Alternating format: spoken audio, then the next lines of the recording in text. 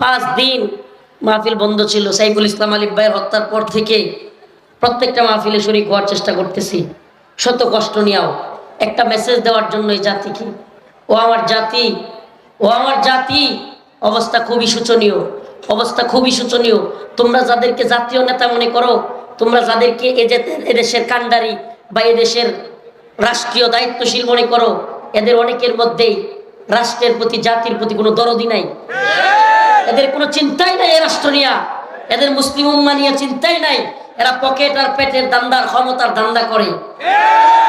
তুমি একদম সাধারণ দিনমজুর হইতে পারো, খেটে খাওয়া মানুষ হইতে পারো, কিন্তু তোমার অন্তরে যদি দিনের প্রতি, উম্মার প্রতি, জাতির প্রতি ভালোবাসা থাকে, ওই নেতা, এমনকি ওই সামরিক কমান্ডার, ইতিহাস এমনও পাওয়া গেছে যে কোনো দেশের সাথে, কোনো ইসলামের সাথে যুদ্ধ লাগছে, দেশের সাথে যুদ্ধ লাগছে, সামরিক কমান্ডার বিপক্ষ দলের দালাল হয়ে গেছে, আর সাধারণ পাবলিক সেনাবাহিনীতে যোগ দিয়া নিজের জীবন উৎসর্গ করছে।